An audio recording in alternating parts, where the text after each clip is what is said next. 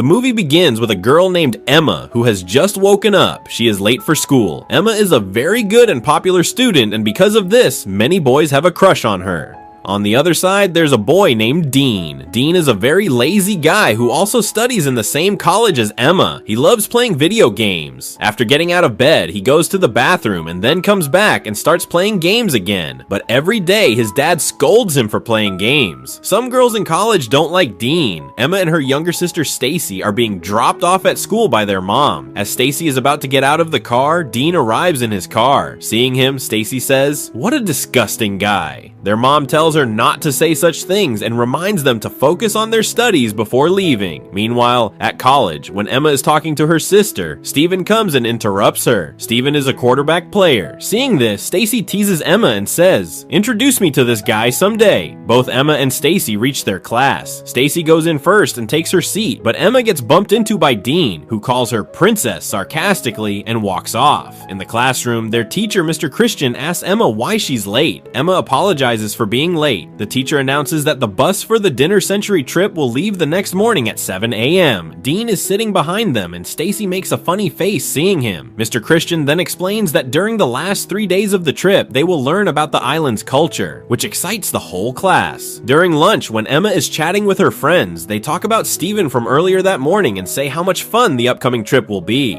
Stacy says that they'll be able to live freely on that trip, but Emma reminds her that they'll also have work to do there. Emma's eyes suddenly fall on Dean, who is cutting an apple with a knife. Seeing this, Lizzie gets irritated. That's when Emma's friend Helen speaks up, saying that Dean is actually a good guy. Dean and Helen study together, but Lizzie doesn't agree. Another friend, however, considers Dean a good student. Just then, their teacher, Miss Collier, comes over to Dean, takes the knife from his hand, and heads straight to the principal's office to report him. But Dean doesn't seem to care about any of it. Because Dean didn't follow school rules, Lizzie tells her friends that Emma shouldn't hang out with boys like him, especially since a famous player likes Emma. The next morning, Emma is getting ready. Her mom helps her with the preparations, and her dad tells her he can do anything to make her happy. Emma thanks her mom and dad. On the other hand, Dean's father, Jack, reminds him how hard he worked to get Dean included on the trip. He tells Dean that he coordinated with college staff for the trip. Although Dean doesn't want to go, after repeated requests from his father,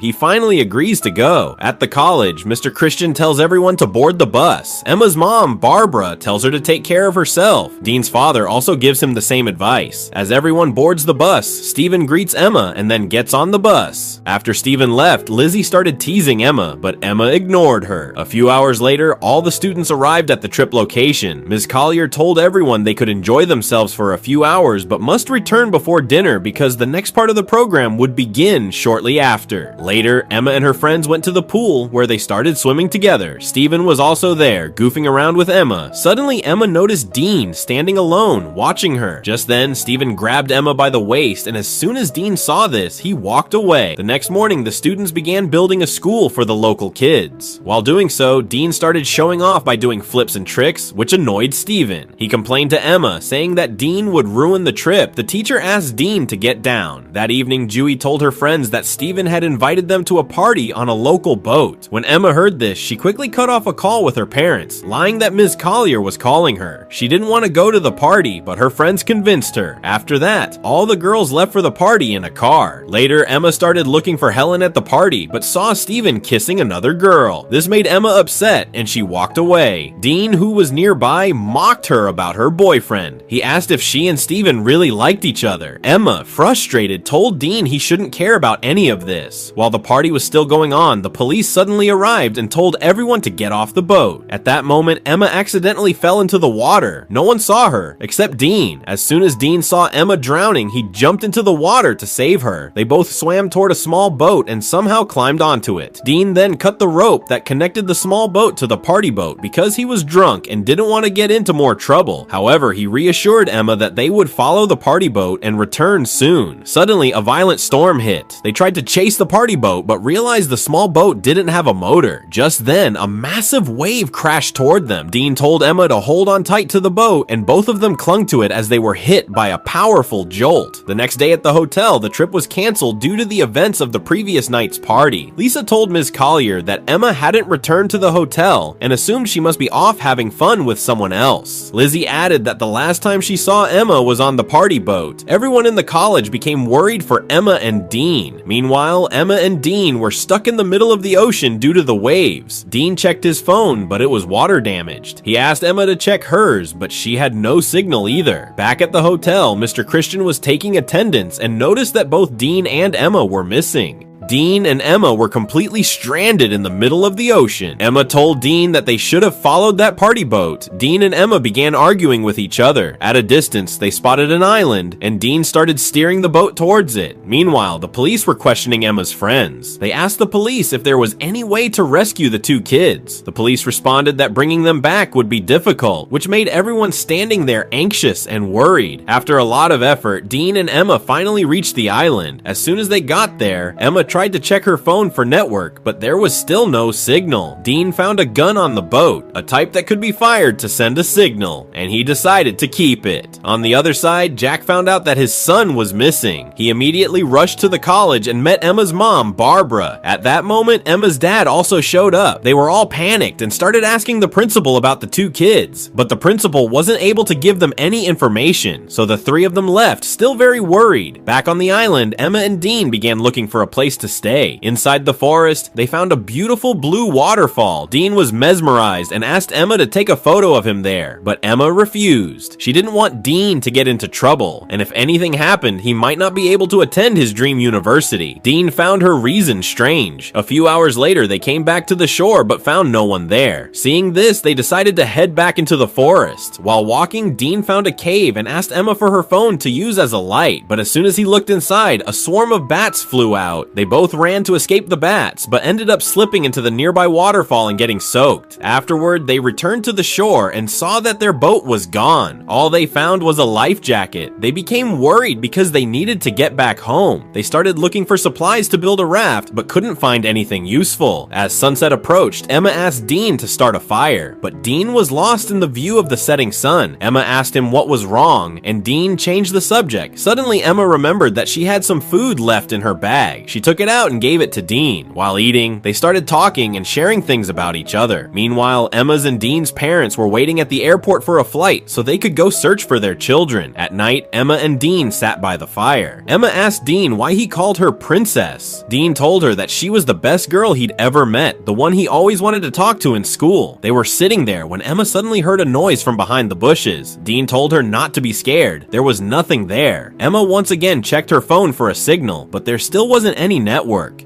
Both of them began getting ready to sleep. Emma started feeling cold, so Dean took off his jacket and gave it to her. Emma reassured herself that their families would rescue them soon. Just then, Emma heard a strange noise again, but despite being scared, she somehow managed to fall asleep. In the morning, when Dean woke up, he saw Emma writing SOS on the sand. Dean asked her for the phone again, but Emma told him the battery had already died. Dean was feeling hot, so he went for a swim. Watching him, Emma found herself drawn to him even more. Meanwhile, at the hotel, Mr. Christian was informing Emma and Dean's parents that the police were actively searching for them and had found the boat they had gone missing in. Then Jack gave Mr. Christian some money to help speed up the search. Mr. Christian apologized to everyone, but Barbara said she also wanted to help find the kids. Back on the island, Emma was collecting water from a nearby stream when she heard the strange noise again. Frightened, she ran away from there. Dean, who had been watching her draw SOS in the sand, kept staring at her. They were both hungry, so they searched for food and found some fruit. After eating properly, they built a small shelter. Emma noticed Dean had fallen asleep inside it, so she went and lay next to him. Suddenly, Dean turned toward Emma in his sleep and put his hand around her waist. Emma actually liked it, so she didn't move away. The next day, while Emma was bathing at a waterfall, Dean asked her for sunscreen. Emma told him to look in the bag, but Dean said the sunscreen wasn't there. They got into an argument about how their stuff kept going missing. Meanwhile, at the hotel, Barbara was thinking about Emma while watching the news. Stacy was home alone, so Phil was getting ready to go back. Barbara was still very worried, but Phil comforted her with a hug and told her that they would find Emma soon. The next day, Jack and Barbara took a helicopter to search for Emma and Dean. Back on the island, Emma was trying to start a fire and telling Dean how much she missed her family. That's when Dean found a human skull nearby. Emma screamed in fear and started panicking, thinking they might die on the island just like that person. But Dean reassured her that if they stayed together, they would make it back home. Then he kissed her, and as night fell, they both got lost in each other's love. After a while, Emma suddenly starts crying, missing her home. In the morning, when Emma wakes up, she sees that Dean is not there. She calls out for him many times but doesn't find him. She gets very scared and goes into the forest to look for Dean. After a while, she finds him digging a hole to bury a human skull. Emma doesn't understand what Dean is doing there. She asks him what he's doing, but Dean snaps and says he doesn't need any help from her. This hurts Emma, and she tells him to at least explain what's going on. Suddenly, Emma falls and injures her knee. Dean immediately tends to her wound and assures her that everything will be fine. He then tells her that he lost his mother when he was very young and never got the chance to bury her.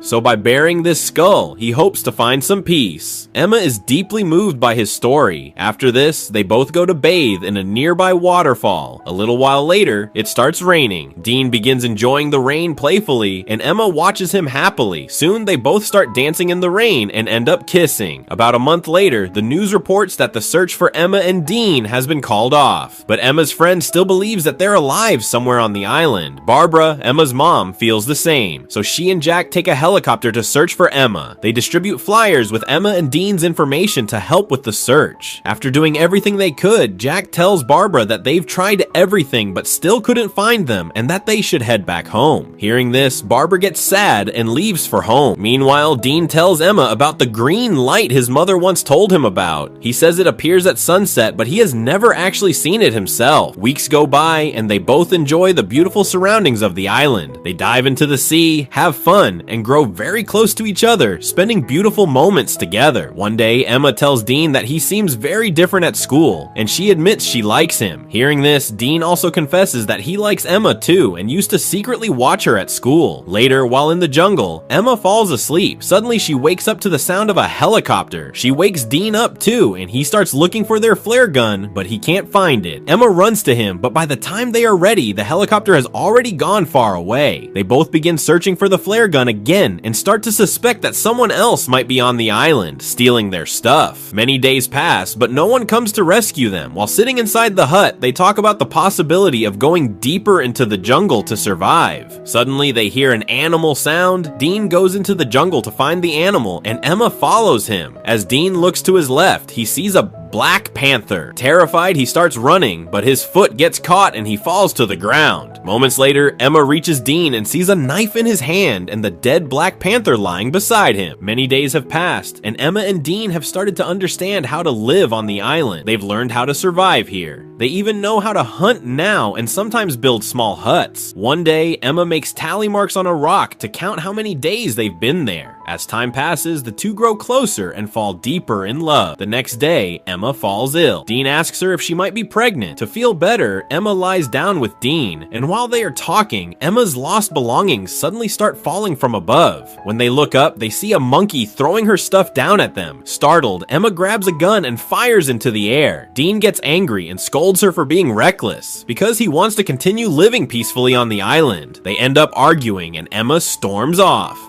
Later, while Dean is fishing, Emma returns and apologizes. Dean forgives her. Suddenly, a helicopter flies overhead and spots them on the shoreline. They are finally rescued and brought back home.